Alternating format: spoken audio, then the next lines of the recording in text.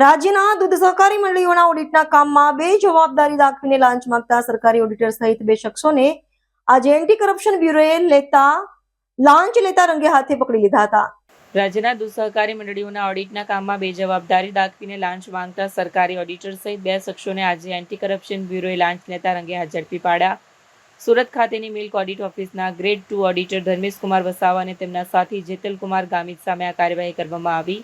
એસીબીના સૂત્રો પાસેથી મળતી માહિતી અનુસાર એક સ્થાનિક દૂધ મંડળીના સંચાલકે જણાવ્યું હતું કે ઓડિટર ધર્મેશ કુમાર વસાવા દ્વારા તેમની મંડળીનું 9/2024-25નું ઓડિટ કરી આપવામાં આવ્યું. ઓડિટ રિપોર્ટ ક્લીન આપવાના બદલામાં આરોપી વસાવાએ 15,000 રૂપિયા લાંચની માંગણી કરી. ફરિયાદી લાંચ ન આપવા હોવાથી પીડિત સંચાલકે એસીબીનો સંપર્ક કર્યો. વ્યારા નજીક ઊંચામાળ ગામે આવેલી ઇન્ડિયન પેટ્રોલ પંપ સામે જાહેર રોડ પર આ ઘટના સર્જાઈ. આ દરમિયાન આરોપી નંબર 1 ધર્મેશ કુમાર વસાવાએ ફરિયાદી સાથે વાત કરી અને પોતાની સાથે આરોપી નંબર 2 જેતલ કુમાર ગામિતને લાંચની રકમ આપવા જણાવ્યું. જેતલ કુમાર ગામિતે ફરિયાદી પાસેથી રૂપિયા 15,000ની લાંચ સ્વીકારી લેતા એસીબીની ટીમે બંને શખ્સોને દબોચી લીધા. કેમેરામેન હકીમ શેખ સાથે વસીમ હાસમીનો રિપોર્ટ, આઝાદ ન્યૂઝ, સુરત.